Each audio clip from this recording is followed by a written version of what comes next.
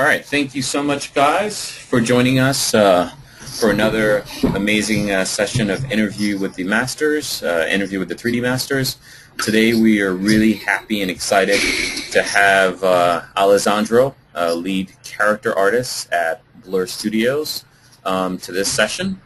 Before we hand it over to him, just want to let everybody know that registration for the CGMA Character Arts Program opens in 1 day, 16 hours, and 58 minutes. So we're pretty excited about that. Obviously, Alessandro being one of the instructors, definitely look forward to having him on board. So without further ado, let's introduce Alessandro. Take it away, Alessandro. Hello? Hey. Can you hear me? Yes, we can hear you loud and clear. Hi. Hi, everybody. All right, here we are. Hold on, Ali, I'm just sharing the screen with you right now. There you go. Go ahead. Okay. Oh, hopefully you can see my screen. Yeah, they can see, okay, see your screen. Okay, sweet. Okay, my name is Alessandro Baldasseroni, and I'm one of the lead character artists at Blur Studio. Blur Studio basically does like game cinematic, visual effects, and everything that revolves around like 360-degree CG computer animation. And specifically, what I do at Blur is high-res character most of the time for game cinematics. My job basically is the job of, let's say, an executioner, which means that strictly we character modelers, we are not, as a production artist, we're not really like designers, but we basically create 3D assets based on somebody else's vision. Most of the time it's the client. But sometimes we have like internal project, internal pitches, and in that case the concept comes from our 2D concept department. Anyway, no matter what, everything starts with a 2D concept, and as I said, our job is to translate it into 3D. And we have a huge variety of different projects that happens at Blur. So the type of concepts sometimes are stylized, sometimes are more like photorealistic, sometimes are something in between. But it doesn't really matter because our job anyway is to try to match whatever we see in 2D first. So we have here a bunch of examples of production assets that I've been working on. And you can see on the left the 2D concept and on the right the 3D translation. As you can see, like the principal goal for me is always like to match the silhouette in the basic like form and shapes. Whatever kind of line that you see needs to be translated in 3D. And then obviously our part in terms of like intellectual effort is to actually embellish and push the concept to the next level with like texturing and shading. So let's say that we don't have much to say and much to do when it comes to design itself, because the design is dictated by the concept. But we have a lot to play with when it comes to the detailing, to the surfacing and the shading. So more example of like different type of characters. Something that I do in my workflow usually as a preliminary job is to collect a bunch of like references that helps me, like you can see here on the left, helps me to understand and to have a clear idea of the elements that I'm going to need to model, or some of the more like intricate detail for some specific stuff. And this is an example. Since we are production artists, one of my principal directions is to start with the base mesh. Everybody does in a production environment like Blur. The reason why is that we don't have like much time actually to do the character. The schedules are pretty tight. Usually they are like 4 weeks for an entire character, from modeling to texturing to shading. So whatever time you can save, the better it is. So usually we start with the base mesh. We have like a generic base mesh that has been like modified through the years in Blur, and this is exactly what I'm talking about. As you can see, the topology is pretty even. and the physiology is like just like an average like human male, and then we have like different different customization of this base mesh in case the guy is more like skinny or more bulky. But anyway, this is basically the foundation through which I build everything else on top when it comes to realistic characters. When it comes to creatures, it's a little bit different because obviously creatures can be any sort of like shape.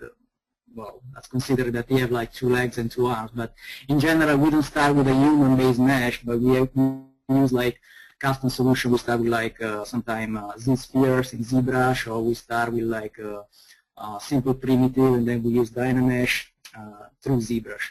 But in, let's say, 90% of the cases, we start with a base mesh of this kind of topology. One of the first steps that we do in Blur as production artists is to try to assemble really quick the character, which is basically a blocking process. And in something like 3 or 4 days, we need to submit like a low-res version of the character to the rigging department.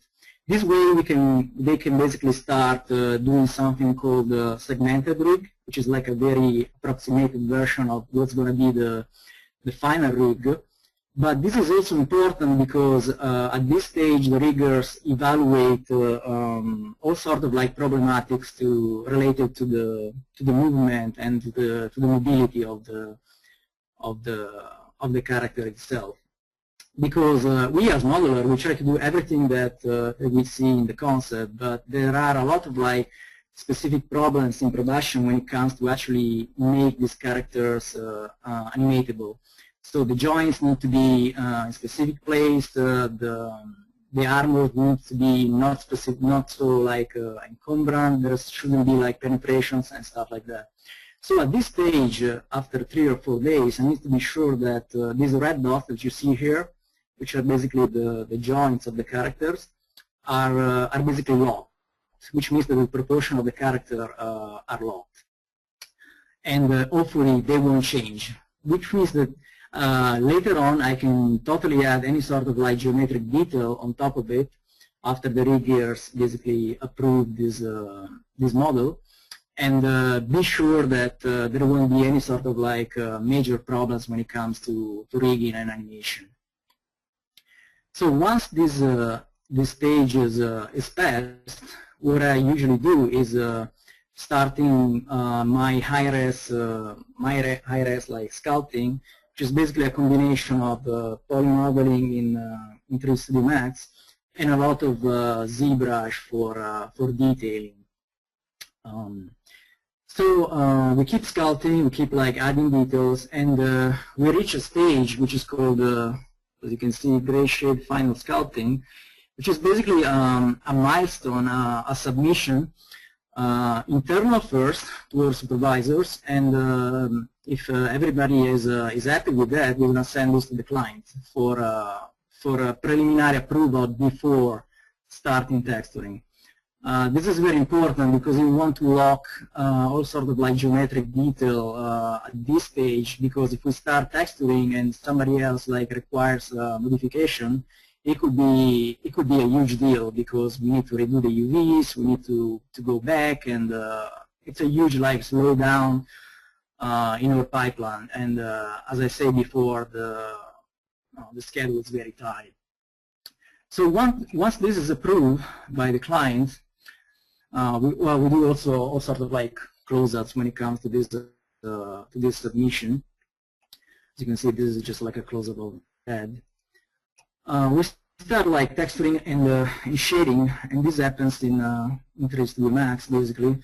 The tools that we use in Blur, and even myself as when I do personal stuff, are basically Photoshop, of course. I specifically use Madmox, and that's pretty much it. Sometimes I use ZBrush with poly painting, but just for a base color. But when it comes to high-res stuff, I usually prefer to use Madbox, because I feel just like I have a better feeling with the projection painting in Madbox.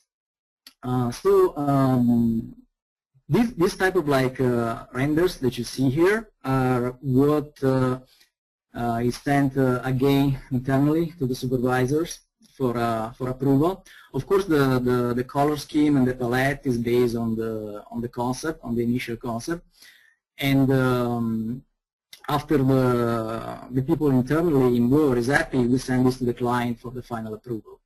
When the client is finally happy with that, we basically clean up the file or modeling file, and we send it to the pipeline.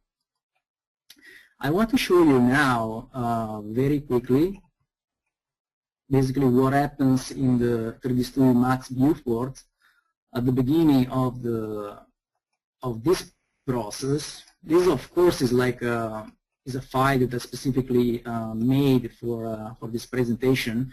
Usually I'm not that organized, but let's say that in general this is what happens. So basically I start with the base mesh, which is the foundation on top of which I'm going to build everything else. And I just take care that my base mesh basically is properly scaled. We always use like real units in 3D Max. So, in example, this character is like 6 feet tall, and usually on my left, I put something that is the concept that I'm gonna try to match. I just put it here on the viewport. I don't usually put it on the right screen, but some people do. I mean, whatever suits better your attitude. I don't know. I prefer to have it here on the viewport, just because what I usually do is a process which is simply like tracing. But we'll come to that. As you can see here on the left, I also try to collect as much like pieces from previous models and from libraries of pre-made stuff, based on what I actually see in the concept. As I say, the schedule is really tight, so for us it's really important to not model the things that have already been done before. For example, if I can see here a pair of boots, so of course these are like custom boots, but they seem to me pretty generic enough to be so that I can start with like with a pair of like pre-made boots and modify them instead of like starting from scratch. And this is valid. This can be valid for a lot of elements, as much as possible, of course. And whenever I cannot like start with something from a library, I obviously have to model these pieces. But anyway, as you can see, you see some meshes here overlapping the concept. And this is basically what I was telling you before. One of my common approaches when you start to do a character is to actually try to trace with the geometry, with poly modeling, whatever it's below in terms of like concept. Of course, this concept is in perspective, but with a fairly good approximation, if we scale this image so that like the height of this concept is the same of my base mesh, I can fairly say that if I try to trace like whatever's seen here, I'm not going to do a huge like type of mistake when I'm going to translate this on top of the actual base mesh. Also, this has some advantages. An example, like these pieces here that you can see here, here, and here, are actually instanced on my mesh. So whenever I modify something here, trying to trace my concept below, an example, if I move some stuff here, it's gonna also move on my model. And this gives me like a quite nice accuracy in terms of like matching the concept. Some people might argue about this kind of like process, saying that somehow it restricts like your ability to actually do something more like freestyle. The problem is that, as I say, we've tried to really stay close to a given vision of the concept. So for us it's really important to match whatever you see in the viewport, because sometimes we produce renders and the actual client, the actual supervisor in Blur, they superimpose these renders on top of the concept, and if the silhouette, in example, doesn't match, is a big deal, and you're going to receive notes, and you spend more time basically tweaking and tweaking and tweaking.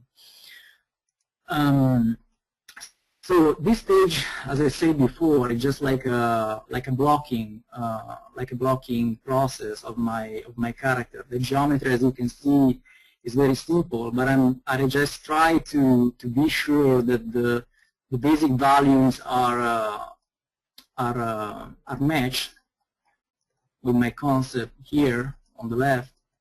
And I also give to this piece of geometry sometimes some shell, some volume, the shell modifier, very simple. Other examples here, these are just like pieces detailing here, this type of thing. Sometimes you just obviously have to improvise because you don't really know what's going on here in terms of like detailing, and that's where your sensibility as a 3D artist, 3D modeler comes into play. You can add like whatever type of like detail which is somehow like consistent with this type of design, and you can be sure that nothing is going to really happen in terms of like notes from the supervisors or from the client, as long as the detail that you put is not that like big or like major in terms of like main forms. Anyway, so this model here at this point is something that can be sent to riggers for evaluation. Of course, there is no any sort of like serious like geometric details of this, but all the elements more or less are in place, except the mantle here, which I didn't do at this stage. So let's say that the riggers, as I said before, approve this type of like models in terms of mobility, but they might have a lot of like to say about this. In example, the shoulder pads might be too much like encumbrance. They might ask me to move them around to make them like more wide, more big, to allow like more range of movements for the arms. Any sort of like problematics in terms of like mobility is actually examined at this stage by the riggers.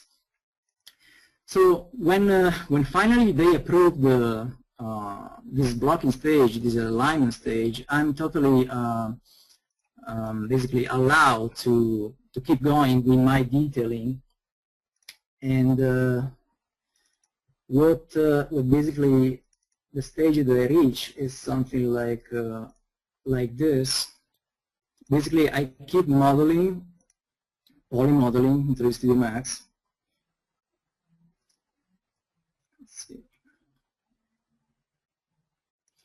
Until I reach a stage like this.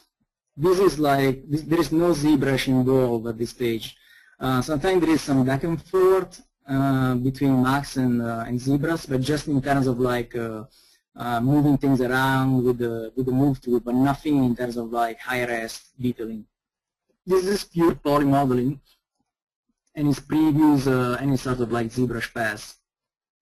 As you can see, most of this geometry doesn't have internal faces.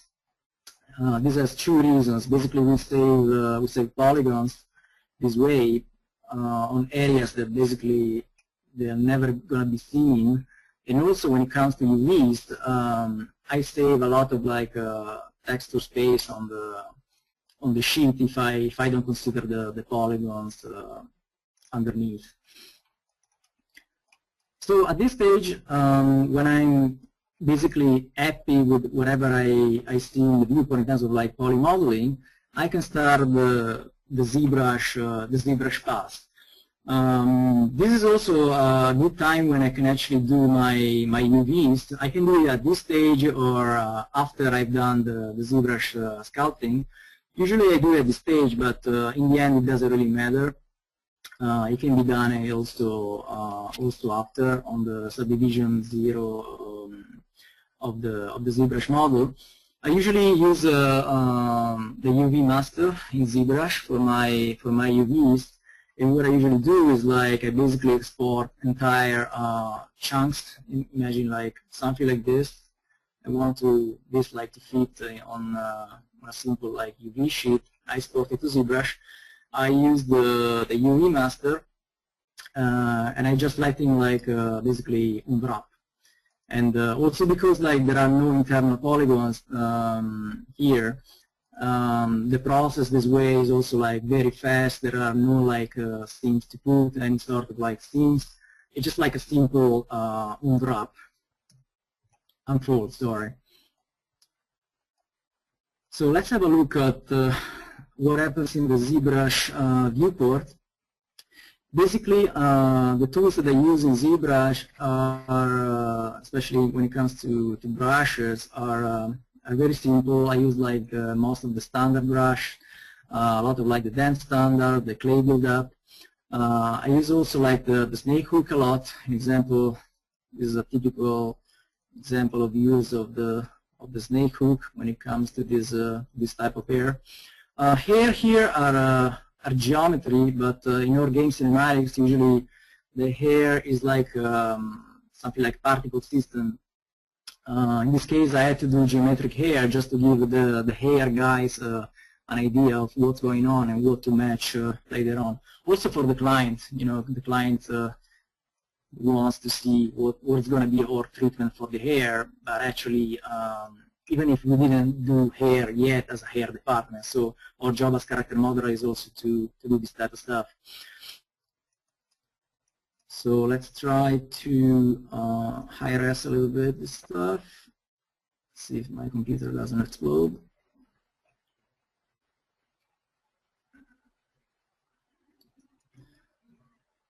This character in particular adds some sort of like decoration here around on this all around his armor.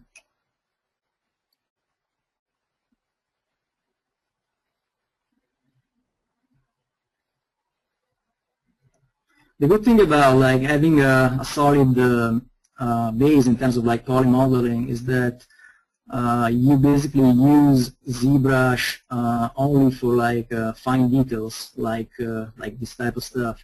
Specifically, the way I achieve this is it's quite basic. Basically, I use this type of random pattern found from the internet, and I use the track brush with the lazy mouse active, and I basically trace this pattern all around. In some areas, like in example here on the glove pads, instead of using the track brush, I just use the standard brush, but here with the drag rectangle mode. So when I do something like this, it basically superimposes whatever pattern that you have. Also, one of the things that I did in the ZBrush class is basically start sculpting the wrinkles and the drapes here. Some people in Broad use like simulation done in 3D Max with the cloth. They also use like Marvelous Designer. I sometimes use them, but I pretty much like to just like sculpt the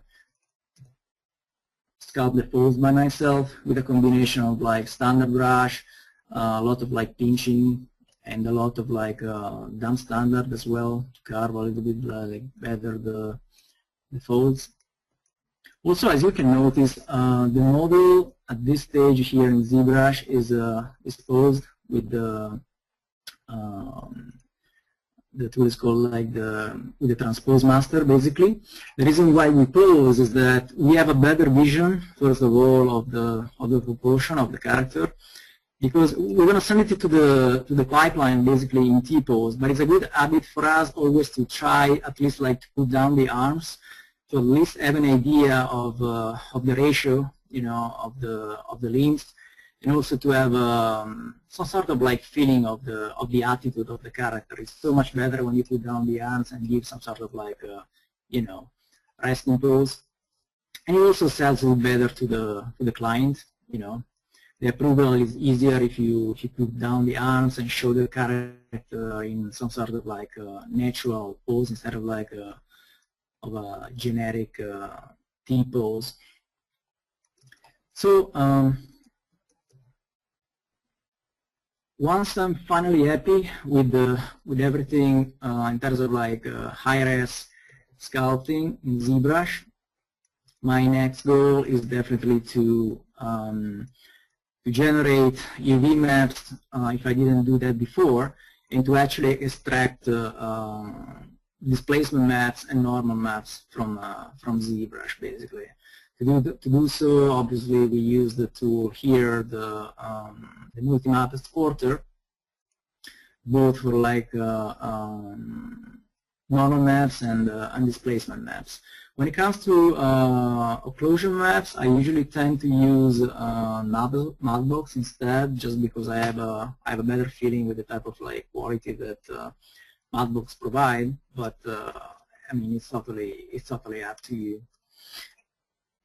Then, okay, once we extracted the maps from ZBrush, it's time to actually work on a sample still with like final texturing and shading. So what usually happens is that the supervisor in Blur provides us with a lighting rig, which is supposed to be as close as possible as the final lighting rig of the cinematic that we are going to do. Usually, back in the days, we tend to use like lighting system based on like 3-point lights, studio lights, stuff like that. Nowadays, we just simplify things and we just use usually a simple HDRI lighting. But we try to switch with different like type of like HDRIs just to test the shaders in different conditions. Let's see if the scene loads.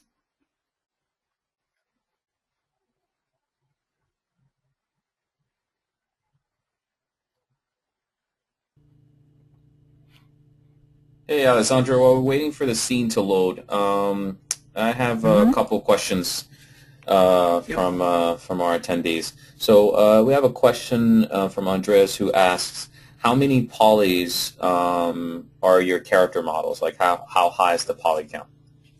Oh, that's an interesting question. A lot of people asked me that before, and the answer is I have no idea.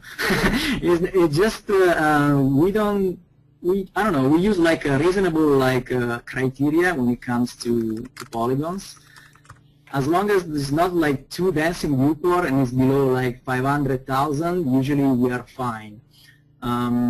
Because V-Ray literally like eats a lot of like geometry. That's not our main problems. We are way more concerned about the amount of texture that we use and the size of them. But when it comes to polygons, usually when we are below like 500,000, we are usually like on solid ground. But let's check this out. I mean, this is actually a production model, so let's have a look.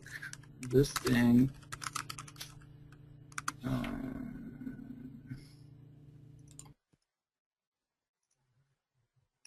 This.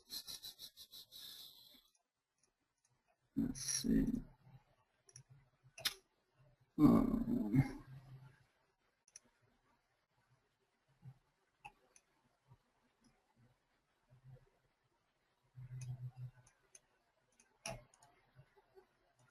I forgot how to actually check.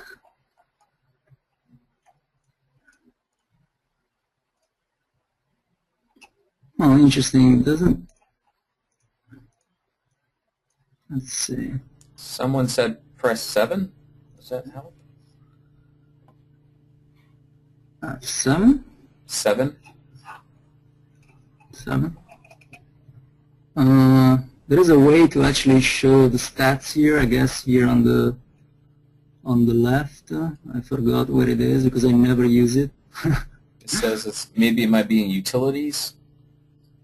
Yeah, I'm Oh, on yeah, the you're already there, utilities, yeah. but I think it's like polygon counter. Maybe let's try this thing.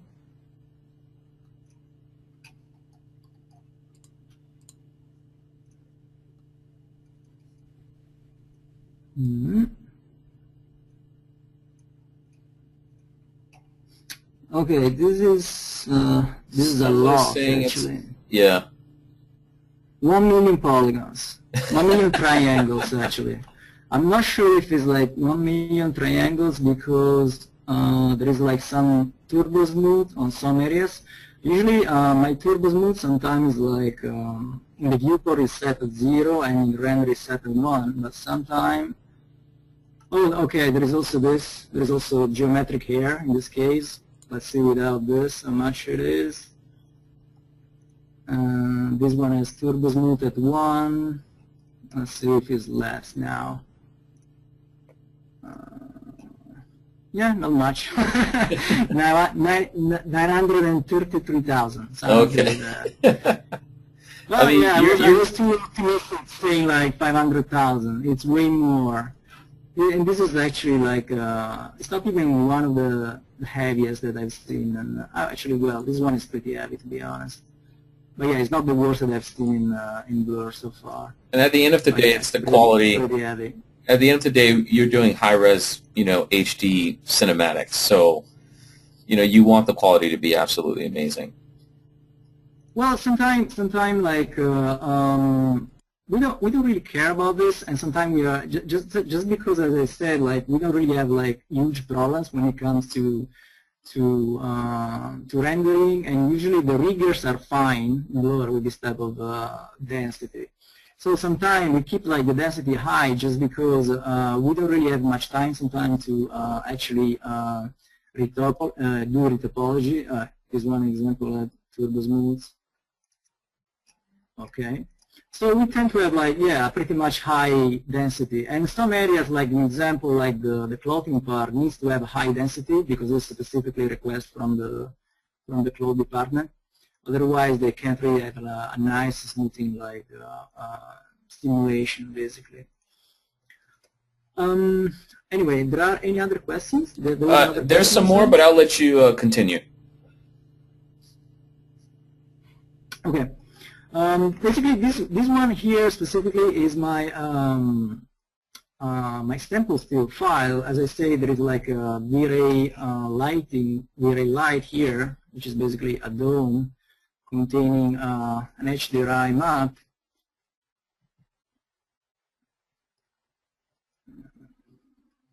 Max viewport is always about to open.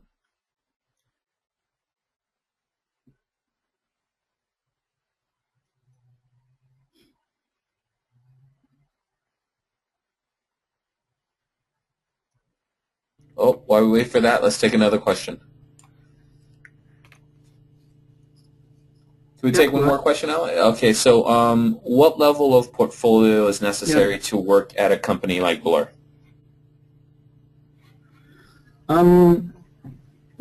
Specifically at Blur, as character modelers, we do both like modeling, texturing, and shading.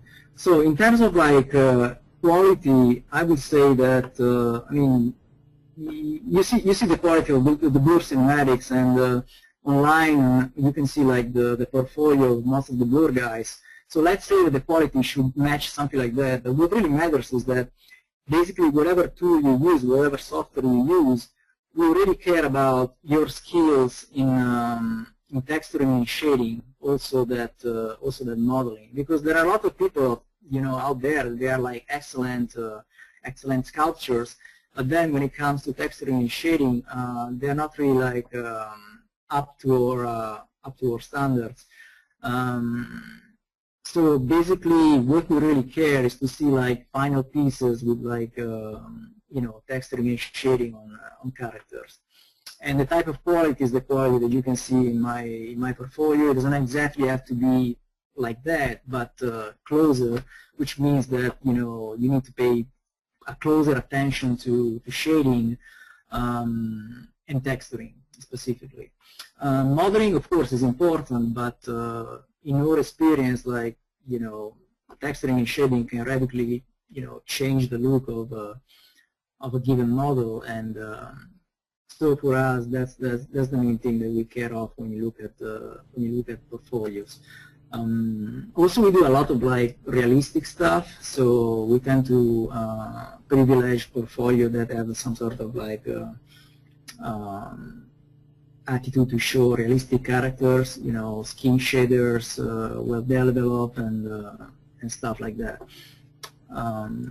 Yeah. Perfect.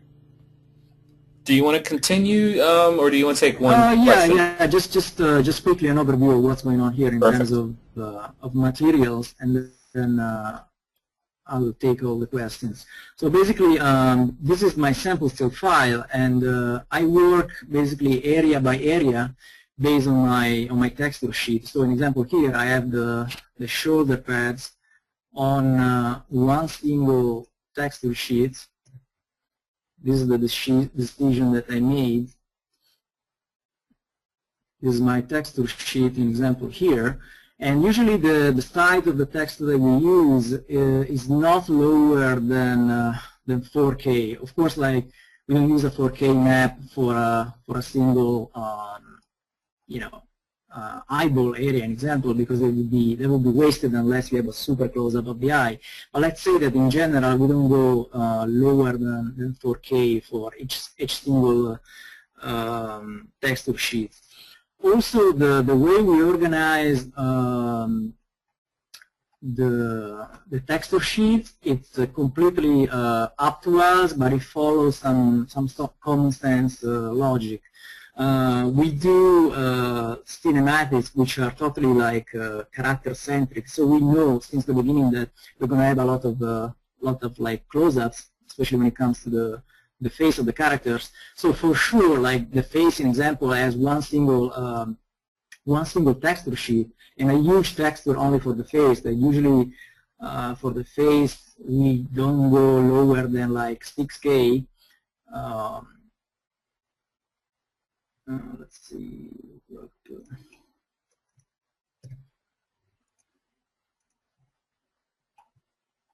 So as you can see, this is unwrapping of the. This is only for the face area, and then it's up to you how to organize everything else. Specifically, an example, I like to organize my texture sheet by material as much as possible. So, an example, all the letter part, I try to put them in the same texture sheet, example, or all the clothing part in the same texture sheet as well.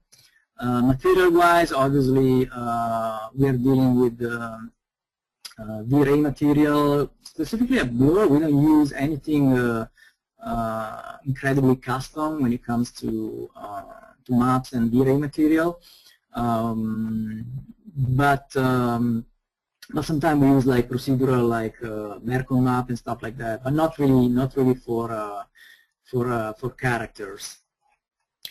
At this point, when I set up all my shading and texturing, usually it's like it's a process which is like linear. We start with some pieces, like an example, the shoulder pads, and we start doing like render test. Basically,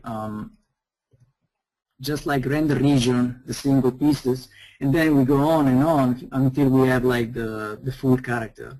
And what we achieve in the end is like different views of the character. We prepare. My PC is slow.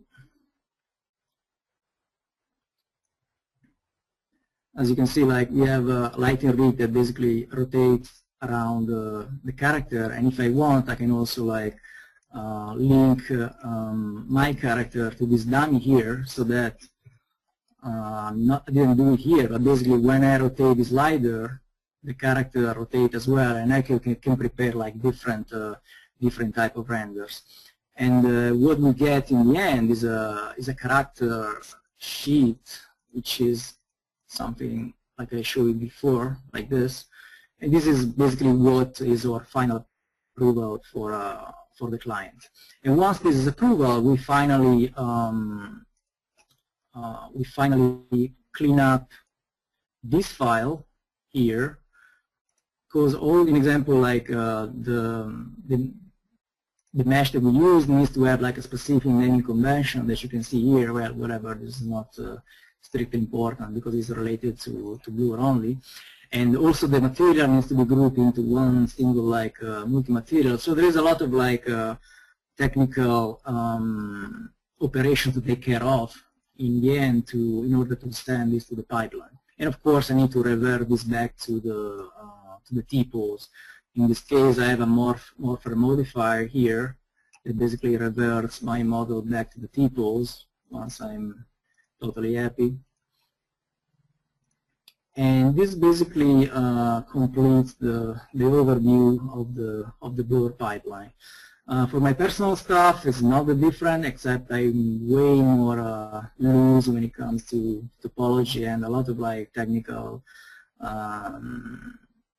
issues that I don't really consider when I do personal stuff. But when it comes to Blur, all these kind of like technical matters are really important. So I think I'm concluded with this type of overview. No, great job. It's being a character that I'm a big fan of. It's in terms of the work that you have. It's great to actually see the ZBrush file and see the level of detail that you incorporate in there. Amazing stuff. Thanks, Manu. So, taking some questions. So we have one from Quentin who's asking, as far as the universal base mesh that was shown on screen, is that the same mesh used for creatures and female characters? And also, I'm going to take someone else's question that kind of ties into it. Do you use that base mesh for every character you model, or do you reuse the same one over and over again? Okay. Basically, we have a base mesh for male characters and for female characters. Let me show you actually. I should add something here. 3D base meshes.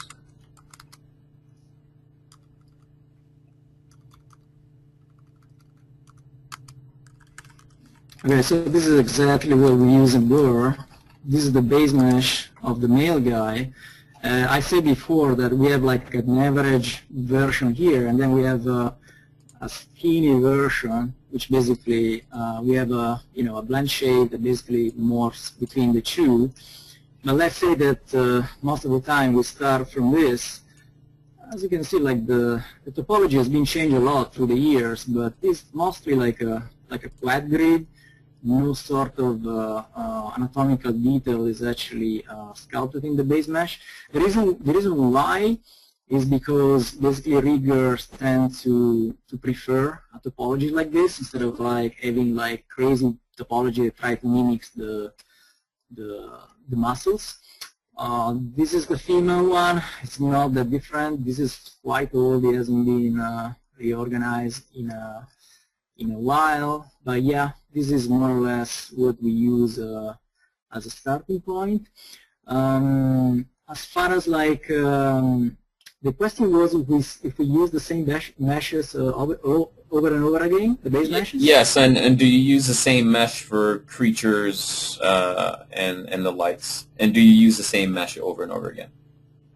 It really depends on the creature. I mean, if it's an orc, if it's an ogre, which has more or less kind of like human sort of like physiology, yes, we start with this type of meshes. But I mean, if it's something like totally weird and different, I can really show you an example right now. Usually, we just start with like Z-spheres in ZBrush. But let's say that this type of meshes for us constitutes like the 70% of the foundation of our characters. Also, like consider the fact that sometimes, example like we tend to recycle a lot parts like the hands, in example. This one is not textured, but we have a textured version of the hand. So whenever there is like a male hand, like a bare hand to use, we use that version instead of like retexturing the hand all over again. I mean, in the end, as I said, we need to save time. So whatever helps to, to fight the tight schedule that we have is very well appreciated. Nope, that makes sense.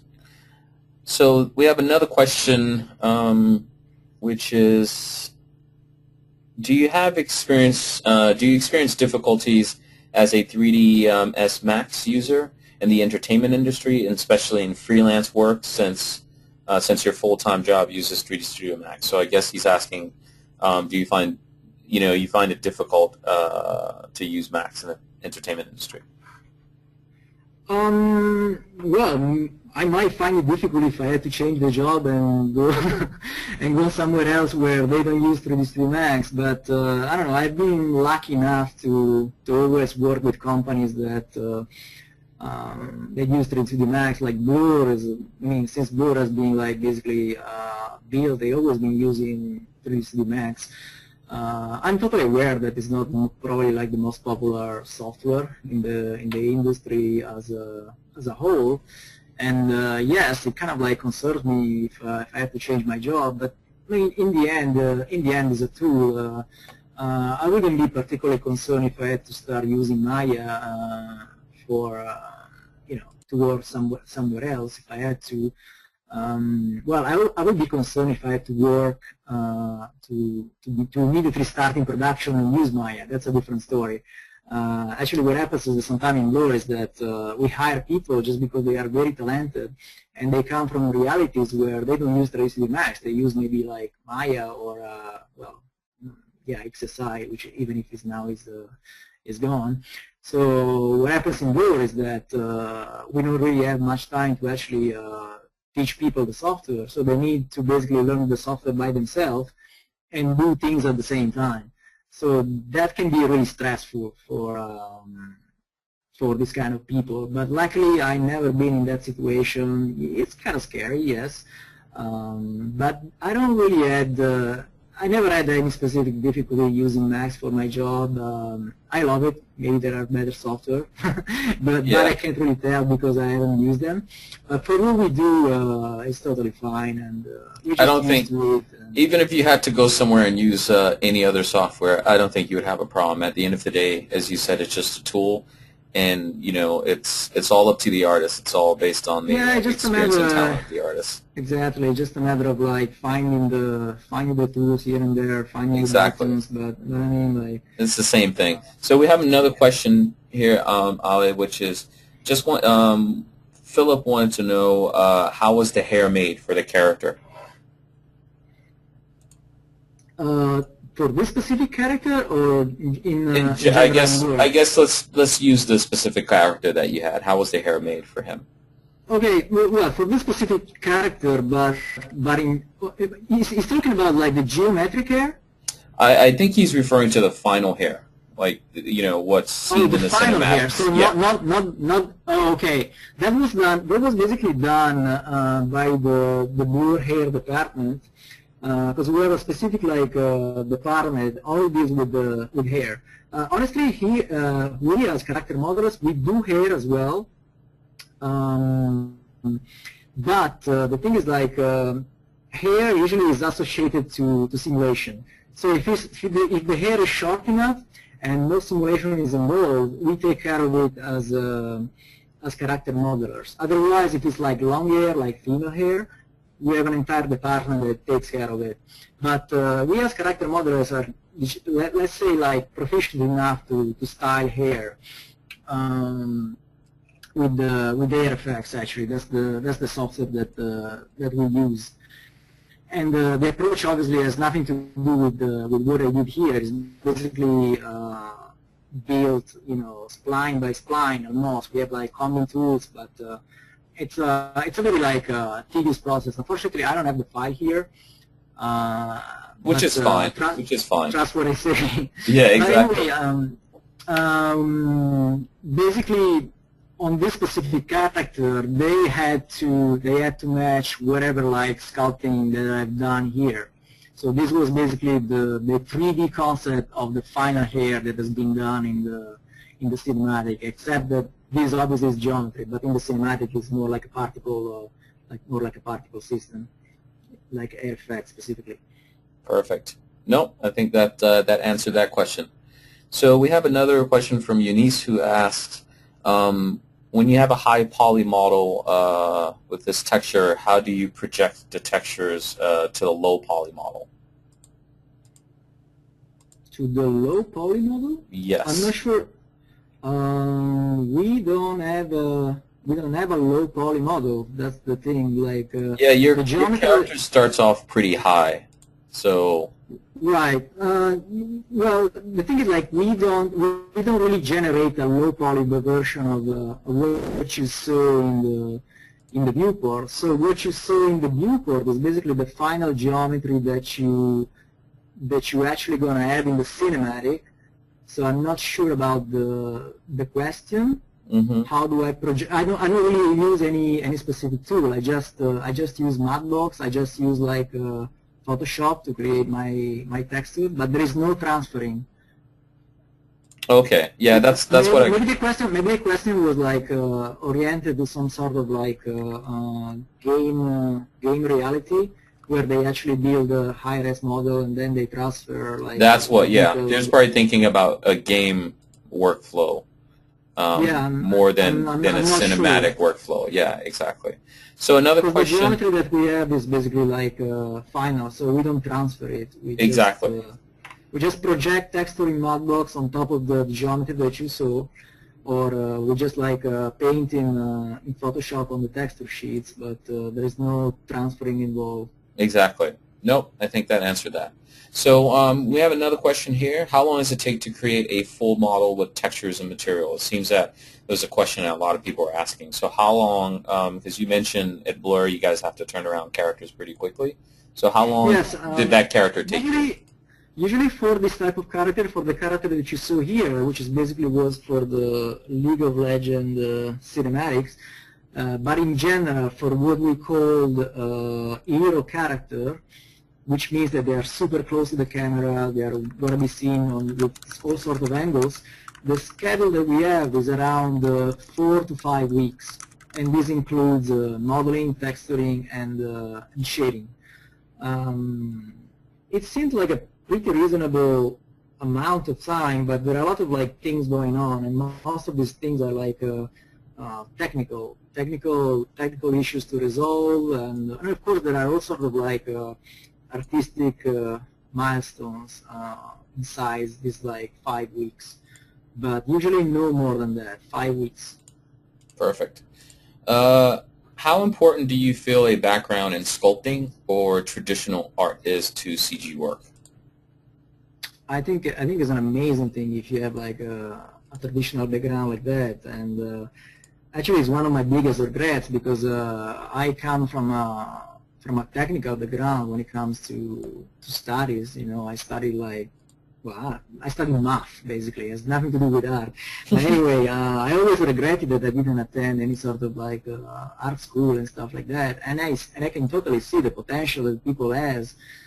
Maybe they don't have like technical proficiency, but I can totally see how much easier it is for somebody that is able to draw or to sculpt to actually apply this type of skills when it comes to the 3D medium. So to me, I'm not saying that you can make it, because I'm the living proof that you can make it without having that type of instruction, but it definitely helps a lot, and it really boosts your skills. No, definitely. I completely agree. And I don't think it hinders you. I think it helps. But it, in your case, math, man, that's a stretch. Yeah, life is weird sometimes. But I'm glad that the path that I chose. So Exactly. What makes a good concept that is easy for you to use? I take it the question is more like when you're working with concept art. What helps? What helps me in terms of like? What I think the question is, he's asking what makes a good concept that is easy for you to use. So when definitely, if I understood the question, is definitely clarity, which is good and bad. I mean, if you have like a lot of details in the concept, it's definitely something that helps you to not figure out what's going on, because you don't have much time to model things. So if things are kind of like generic, you have to actually on the fly decide, what to do, what kind of reference to take, because simply the model is like lacking details. So of course, like detailing is very important. The second characteristic I would say is like consistency, because you have to do in 3D something that exists on paper in 2D, and if the concept art has a good sense of like 3D volumes, you can actually make something that when you translate in 3D works. But sometimes the concept is not so good, so you do something in 3D and then you realize that what works on paper doesn't really work necessarily in 3D, and you have to do a lot of adjustment. So yeah, these are the two things, like consistency and definitely clarity in terms of like detailing. That really helps me a lot. Perfect. Helps me a lot, but it can be also, if you have time, it's fine to actually go freestyle, improvise. But when you have a tight schedule, you don't really want to, to figure out too many things when it comes to modeling. Yeah. No, that makes sense.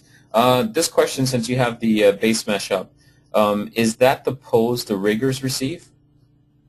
Yeah, pretty much. They receive a T-pose. This is more or less the angle that they require for the alignment of the arms. Same for the legs. You can see here on the side, they require the spine to be almost like straight up. Well, it's not my job. That's what they request in Blur. It's probably something that's different from company to company, but that's how we operate. So it's not a big deal. Yeah. We adapt. Whatever sort of like modification that they ask us to do in terms of like modeling, we do it. That's why we have, as I said, something called the alignment process, alignment submission, because we send something like this to them, and they evaluate if the position of the joint is fine. So when it comes to human characters, it's relatively easy. But imagine a creature which proportions are totally weird. This step is really important, and we receive a lot of notes like from the riggers in the end. Perfect. So I have another question. Have you seen an increase of photogrammetry and scanning for characters' faces and props in production at Blur?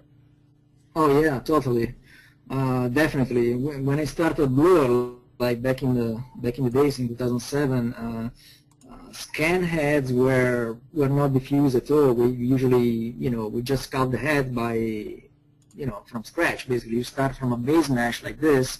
You had like a bunch of references, and you were, trying to match the likeness of whatever concept or whatever actor.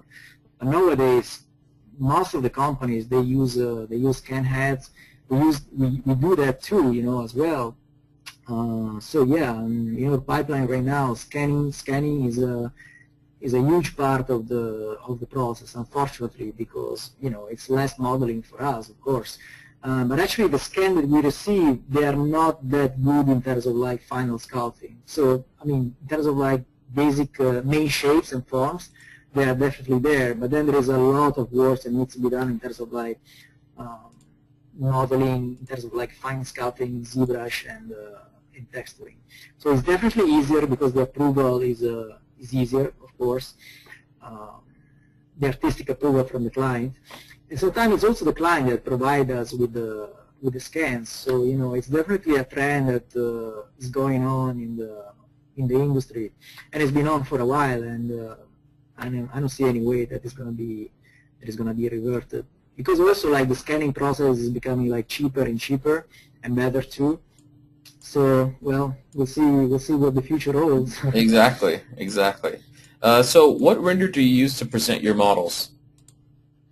What render? We just like V-Ray, because we render in V-Ray, Max and V-Ray. There is a little bit of Photoshop in terms of like compositing sometimes, but it's something very, very little. Perfect. It's mostly just like straight renders from V-Ray most of the times. Okay. In the case of scans, do you use any? What do you usually use for retopologizing? And do you use any softwares or applications like TopoGun or anything in Max or ZBrush? I usually use the graphite tools in 3D Max. Basically, imagine if I had to retopologize this thing, I would just use this amazing tool here.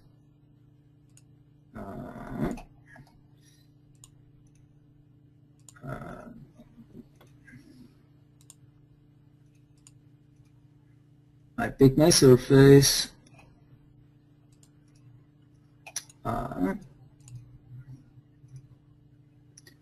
And then I just use the basic topology tools of the graphite tool. A lot of people in Blur, they actually use the TopoGun. Very few people use ZBrush, I think. I just prefer to use 3D Max. Just, I don't know. I just like the tools that I have here in the graphite panels. I'm very comfortable with that. Perfect. Are you going back and forth from ZBrush to 3D Studio Max often? Yes. When you're building armor, and could you explain? Yes, I do a lot. Mostly for like proportioning thing. The beautiful about going back and forth from Max to ZBrush is the fact that you can quickly change the proportion of an entire character in like seconds. And usually our characters are made of like multiple elements. So in ZBrush, we have like we have like symmetry, which is not that like obvious in 3D Max. So I usually do a lot of like back and forth for this type of purpose. Or sometimes I use ZBrush also, like imagine I do a lot of like hard surface modeling, and sometimes the surface is not that like clean.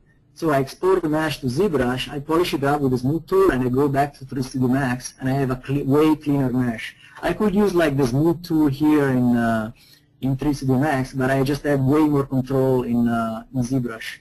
So yes, I do a lot of like back and forth this way. You use it, okay. So is it, but as it relates to the armor detail, do you do a lot of that? Is that purely in texturing, or is a lot of that in modeling as well, in terms of adding, scratches and marks and everything else to the armor? Oh, well, it's a combination of both. Basically, what you see here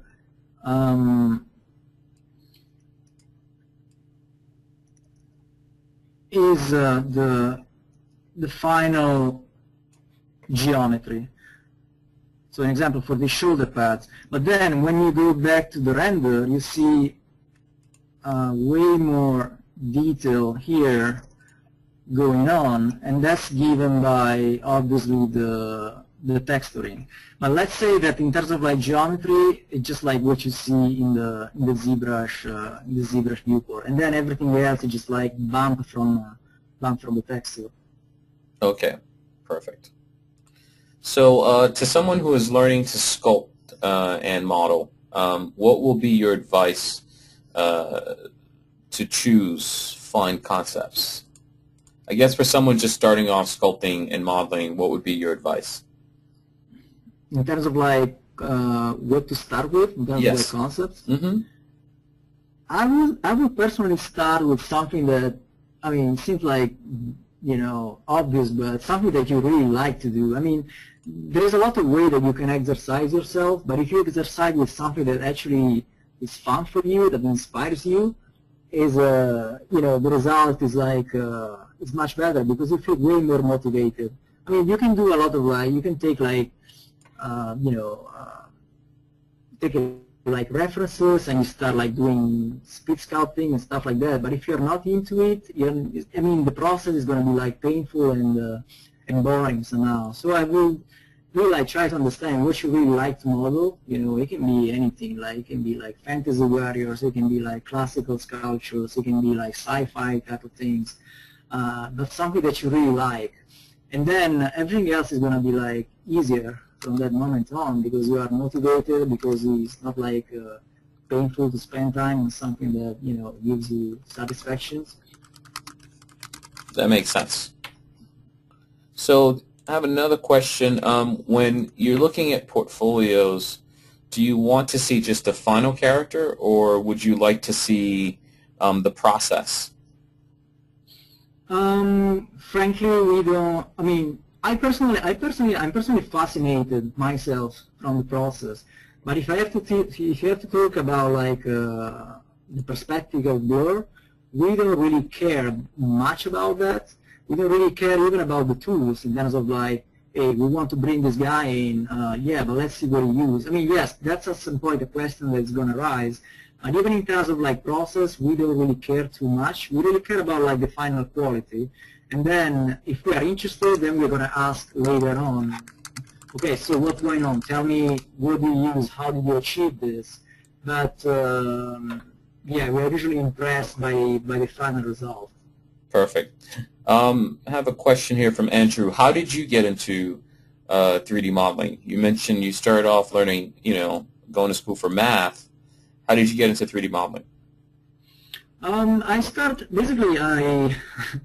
quit math at some point, and I started working in a company that was basically doing electrical implants. So I was using AutoCAD, and I remember that I got in contact with 3D Max just because a coworker of mine gave it to me because it was like, oh, maybe you can do some 3D stuff with this thing, and so it was back in the days. It was like back in 1998, and there were not many like online tutorials or anything like that. It was totally pioneeristic in a way, and I don't know. I started like that, just by myself, spending a lot of hours on the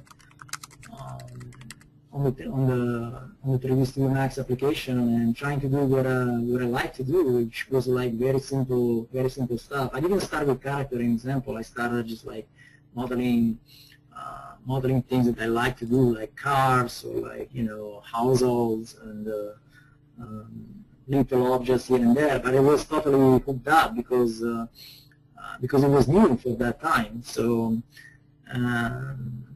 And then the character things came like years and years later when I got noticed by Blur Studio, but it was totally accidental in a way, because I start as a polymodeler, as a generalist like polymodeler, and then I specialize with the characters way later on.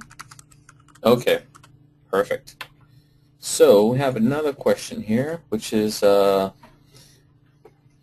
if you could recommend, could you ask Alessandro if he would recommend working as a 3D artist before applying for a character art position, since there is no junior character artists, especially if you're not experienced in working professionally? Can you say yeah, any I guess he's asking if you recommend working as a 3D artist before applying for a character art position, since there is no junior character art positions. Well, I mean, if your goal is actually to land a job in the industry, definitely. Definitely whatever else to actually, get in contact with the reality of working in a studio. And usually when you start working, even as a generalist, you're going to be in contact with character artists, and you will get a feeling of what's going on in that department for sure. Definitely, I would honestly, when you start working, is harder after to try to keep like improving yourself, because you're going to be busy doing your stuff, and you're probably going to feel like frustrated because you're not doing characters. So either you keep like modeling and doing your stuff in your spare time, or you just wait, for an occasion. I mean, you say that there are no junior artist position. Well, I don't know, it's probably true, but in example, like in Europe, we have like a few junior artists recently, and specifically, I don't know if it was like a junior artist position open, but they've been hired as junior artists. So they're just like people that submitted their portfolio, and you know, doesn't matter if the position was just like junior or senior, they got accepted, and in the end, based on their skill, they were like classified as a junior artist. So I will definitely try to get hired as character artist, you know, in the first place, before you know. I mean, depends on your priority, honestly, but. I wouldn't honestly like diminish your goal. If your goal is to be a character artist, keep pushing as much as possible. And I would definitely agree with you. You mentioned the junior character artists. You said you had 2 or 3 of them there. Actually, well, things that have evolved a little bit more now. They're probably like 3 right now. But I mean, in the end, they do the same things that we do. We just they have maybe like less chance to do hero characters that, you know, more experienced character artists, you know. Mm-hmm. But in the end, they use the same tool that they use, you know. It's just a matter of like assign to these people like characters that are not like so critical for the cinematic, you know. But the complexity is the same, you know. The scale that they have is exactly the same. It's just like. And then if they do good with the character they have assigned, you know, after a while you're like, okay, let's do a hero character. Let's assign a hero character to this guy and see how it goes. And usually it goes well. Yeah. So, yeah. No, I think that's great. Do you practice drawing or traditional sculpting as a way to continue and improve your skills? No, unfortunately not, because as I said, it's one of my biggest regrets. I would like to start, because I never did. And no, I do a lot of like digital art, but I don't do anything like traditional. Unfortunately. Yeah. But you're constantly practicing and getting better by just working on your digital art and constantly sculpting. Yeah, I try to experiment, like, you know, to keep updated with the technology, but definitely like the traditional part is one of my biggest regrets, you know. But as far as like digital stuff, yeah, I keep doing, you know, my personal stuff is totally digital, and I do it like continuously. Perfect. It's hard to find a balance between, like, you know, your job that takes a lot of time, and then your personal time, which you want to do things that looks good, and the easiest way to me is like to use the medium that I know well, mm-hmm. which is like digital. So I would like to have like so much time that I can be like, okay, let's take like 2 or 3 months just to practice like traditional. It would be beautiful. I just don't have enough time. So, and I want to see results fast enough. So usually when I have free time, I do digital stuff. Yeah. Someone mentioned maybe you should take some classes with CGMA. Yeah, that would actually help. For the 2D Academy. It's yes, one of our that's students. That's the thing. Even if I want, sometimes I don't have the physical time to do it. Exactly. You know? Exactly. It comes to that, because when you start working, you know, you are committed to that. You have like responsibilities, and then when you have free time, it's a big commitment to actually invest your free time in learning again. Yeah. So yeah, definitely. Maybe I'll think about it. Yeah, exactly. Well, since you're an instructor, you know, you get them for free, so, you know. Oh, that's awesome. Yeah. Good. So, all right. Well, you know what? I'm going to take just 2 more questions because we're going a little over, and we want to be mindful of your time. Oh, that's fine. I'm totally fine. It's up to you. It's been absolutely amazing. So one question is, are there any studies or supplemental work that you think will help improve workflow? Workflow or skills? I mean, I think she meant more skills than anything. I mean, I'm not sure I can be very specific about this. Mm-hmm. What I can say is that practice makes you perfect. So, like, definitely keep doing things.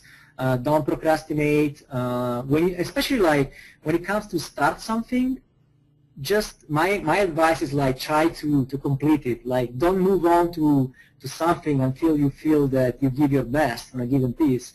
I mean, there is this trend nowadays. It's like speed sculpting, speed drawing, speed whatever. Like, I totally recommend to start something and commit to that at the best of your possibilities, and then move to something else. So definitely this helps you to realize which are your mistakes, and because if you don't try to finish something to the very end, you will always have this doubt that you can actually like push yourself to the limit and actually like surpass it and go into the next level. So my advice is definitely to keep practicing, and you know that's the way it works, you know. No, I completely agree. I completely agree. So we have another question, which is, do you ever do a mock-up in ZBrush and then retopologize and UV the models in Max, or do you always start in Max? Depends. Most of the time, when it comes to the character that I've shown you, like human character, I start in 3D Studio Max. If it's a creature, sometimes I start in ZBrush. You know, it's quite uncommon in Blur. Most of the characters that we deal with are like humans, which means that we start with a base mesh in 3D Studio Max. But it happened before that, you know, that we started with with base with Z-spheres, an example, in ZBrush, sculpt the hell out of it, you know, and then retopologize in 3D Studio Max. But in percentage, these cases are not that many. Okay. In the blue reality. Exactly. No, that makes sense. When it comes to personal stuff, my personal stuff, yes, I do. I start with ZBrush because it's a lot of fun. Unless it's a human character. In that case, I'm like, okay, I have a base mesh in Max. Why should I start with ZBrush? But yeah, if it's like creatures, totally, I will start with ZBrush with the Z-spheres. When it comes to art surfaces, I have my preference is usually to use like 3D Studio Max, just because it gives me like a better feeling when it comes to the the cleanness of the edges and the final topologies. But it's just my choice. I've seen excellent stuff done in ZBrush, but I'm probably more like a production artist oriented. So my final need is the final topology, which needs to be clean. And when it comes to art surfaces, the best way to achieve that is to start with a 3D application like 3D Studio Max, because you don't have to retopologize in the end. Yeah, exactly. And I think there's just different workflows for different people, obviously. Right. So Absolutely. Oliver asks, if you don't have a diploma to show, but you have a stunning portfolio work, and you want to apply to a studio like Blur or similar, would they consider accepting your application because you're amazing? Oh yeah, fuck yeah. happens all the time. Happens all the time. I mean, it is how it is. Like the portfolio basically dictates your chances to actually land a job in this industry. I mean, schools are important. Schools gives you like a formation, but the actual title in terms of like school is not very relevant when it comes to get hired. They look at a diploma doesn't mean much in our industry. Yeah, well, it's like, it means something. It means that you committed yourself, but definitely the priority is your portfolio. People look at your portfolio and then they're like, oh, this guy went to this school. Okay, fine, But it's definitely, it's not a requirement to have a specific diploma, a specific title to land a job. The portfolio is definitely what we care about. Yeah, I completely agree. It's, though I do say that with a diploma or with, going to, a school, it's like one of the advantages you're able to network, obviously, because you have students, that end up getting jobs that are, that are your friends, that you knew through school. It's like, so it's a great way to network. And also, if you get a master's degree, you could teach later on or whatever. But at the end of the day, it's like, Blur, DreamWorks, most of these studios, it's like it's all about the work. It's all about the quality of your work. Yeah, I think I don't exaggerate to say that more or less in the whole industry is like that. I don't believe there exists a place where they actually hire you just because they exactly. Yeah, this guy really sucks, but man, he graduated from this great school. It's a and even if that happens, unless it's a very weird place. I mean, you won't cut it because, like, in the end, you have to prove yourself in the pipeline. You need to be good. You need to, So yeah. Exactly. I'm gonna just take two more questions, and that should be it. So the first thing is, are you able to take work home and work on it at Blur? Yes. I mean, yes, we do. Okay. Sometimes, yeah. I mean, the sense is like, oh, okay, I'm tired. I want to go home and keep working. Yeah, I can save my work on a hard drive, and you know, of course, we have NDA and stuff like that, so it's up to our responsibilities. But yes, we can do that.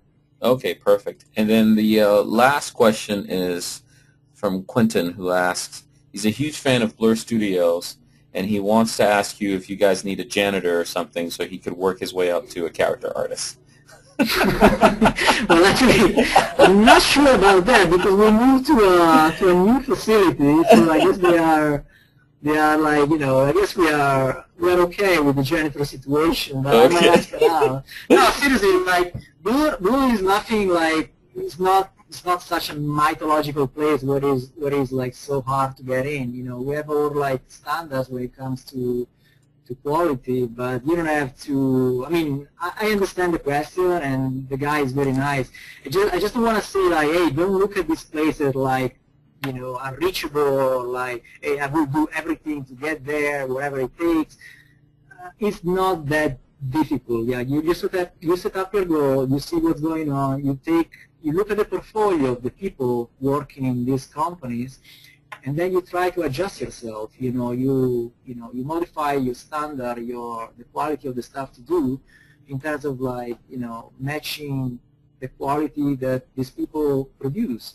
Of course, like if you have to land a job at like Blizzard, maybe like you should invest your time doing like orcs and like, you know, and stuff like that, so that they can relate to the stuff that we do. We do a lot of stuff in Blur, but as I said, the common thing is that we do both like modeling and texturing. So we love to see this type of renders, a final render with like high poly characters with texturing and shading.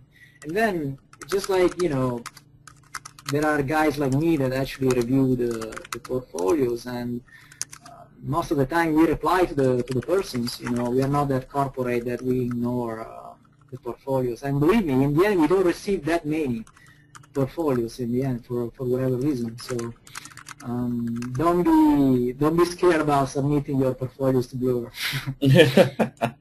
I think you open up the floodgates. There's going to probably be a lot of portfolios coming your way. Good. Perfect.